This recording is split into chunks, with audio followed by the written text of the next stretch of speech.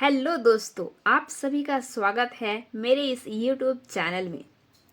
दोस्तों, आज हम बात करेंगे ये बहुत ही छोटा वीडियो है बट बहुत इम्पॉर्टेंट है। क्योंकि हम लोग क्या करते हैं कि फॉर्म भरते टाइम उतना ध्यान नहीं देते हैं और फिर बाद में फॉर्म रिजेक्ट हो जाते हैं।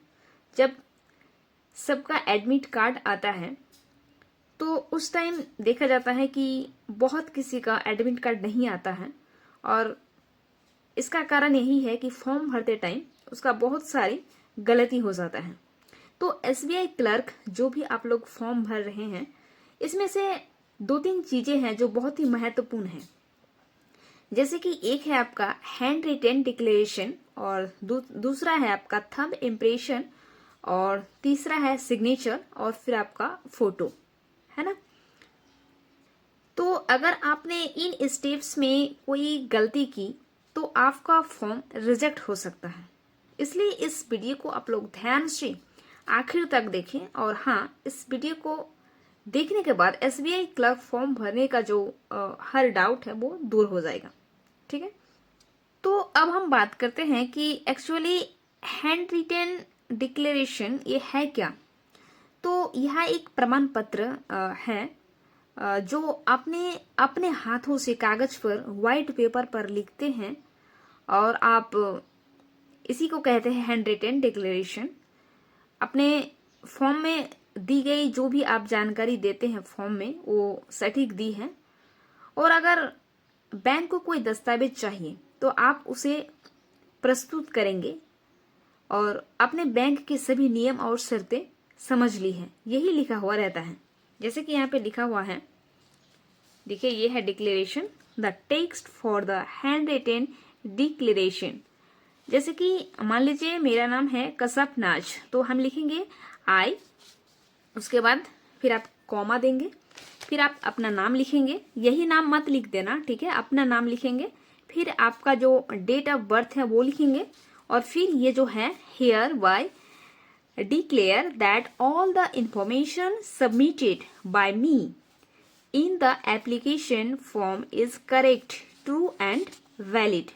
I will present the supporting documents as and when required.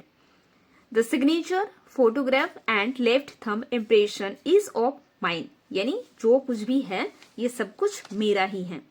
ठीक है, तो ये आपको देने होते हैं। और इसमें क्या है कि एसबीआई ने एक फॉर्मेट दिया हुआ है, जो एसबीआई का जो नोटिफिकेशन है उसी से हमने लिखा है। तो आप इसमें क्या करें, कोई भी शब्द को ना ही हटाएं ना ही जोड़ें। इसको बहुत ही साफ सुथरे तरीके से यानी स्पष्ट होना चाहिए, वरना आपका फॉर्म क्या हो जाएगा, रिजेक्ट हो जाएगा। उसके बाद आप व्हाइट पेपर में लिखने के बाद, और हाँ, इसको आपको ब्लैक पेन में लिखना है। उसके बाद आपको इसको स्कैन करना है, जेपीजी या फिर पीएनजी फॉर्मेट में फिर अपलोड कर देना है। तो ध्यान रखिएगा, आपका जो है ये साफ सुथरा होना चाहिए और स्पष्ट होना चाहिए, पढ़ने में आसान होनी चाहिए और फाइल का जो साइज है वो जो बैंक में जो भी दिया गया है उसी के अनुसार होना चाहिए। दूसरा बात करते हैं हम थंब इम्प्रेशन के बारे में। तो आप थंब इम्प्रेशन में क्या करें कि आपका जो लेफ्ट थंब है उसका आप इम्प्रेशन दें। एक व्हाइट पेपर लें और उसमें आप जो है थंब इम्प्रेशन दे दें। अगर किसी का बाय चांस नहीं है तो आप राइट थंब भी दे सकते हैं। आप कोई भी पैड ले, इंक पैड जो ब्लू हो या फिर ब्लैक हो, उसका इस्तेमाल करके आप इसको अच्छी तरीके से दे दें। ठीक है, तीसरा है आपका सिग्नेचर। सिग्नेचर आपको एकदम अच्छे से करना है और उसमें कोई कट उट नहीं करना है। अगर कट आउट हो गया तो आप फिर से लिखिए, एक व्हाइट पेपर लें और व्हाइट पेपर में लेने के बाद आप ब्लैक पेन में अच्छे से सिग्नेचर करें और उसको स्कैन करके आप जो है जमा कर दें।